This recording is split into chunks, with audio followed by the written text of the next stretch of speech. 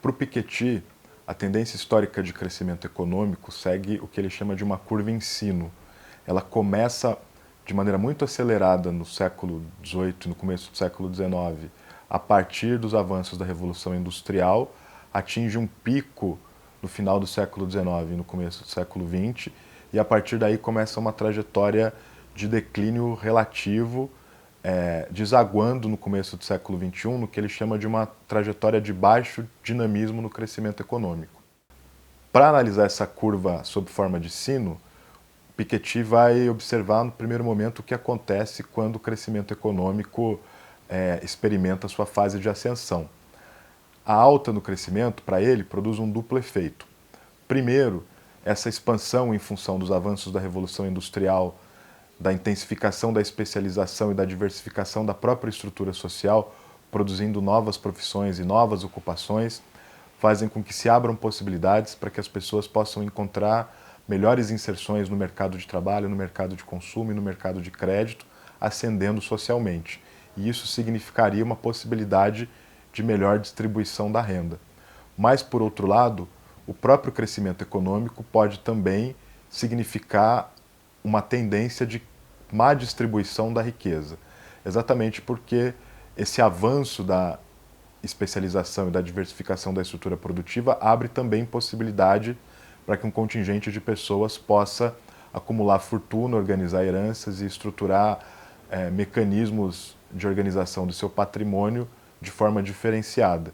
Então, o crescimento econômico para o Piketty traduz uma dupla tendência. Primeiro, uma possibilidade de melhora na distribuição de renda e, segundo, uma tendência à possibilidade da piora na distribuição de riqueza. Se para o Piketty o alto crescimento significa uma dupla tendência, por um lado a melhora na distribuição de renda e por outro lado a piora na distribuição de riqueza, o momento de baixo crescimento é inequivocamente desestruturador do ponto de vista econômico. A baixa no crescimento econômico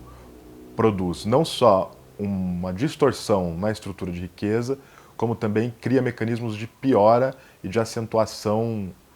na desestruturação da distribuição de renda, fazendo com que haja uma tendência, uma possibilidade de que a pobreza, a miséria e a desagregação social aconteçam de forma mais severa. A análise que o Piketty vai fazer do século XIX se baseia muito no impacto causado pela Revolução Industrial e pela maneira como o avanço técnico e tecnológico construiu um cenário econômico marcado por um número cada vez maior de mercadorias circulando e por uma aceleração na circulação dessas mercadorias, produzindo um momento de crescimento econômico mais intenso e um momento de estruturação, tanto do que a gente conhece como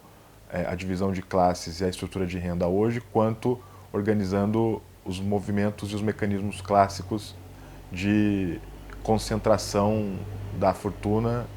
da riqueza e das heranças. Uma vez consolidada a Revolução Industrial e uma vez absorvido esse impacto inicial do progresso técnico e tecnológico, o século XX vai ser marcado por um momento comparativamente de menor dinamismo no crescimento econômico.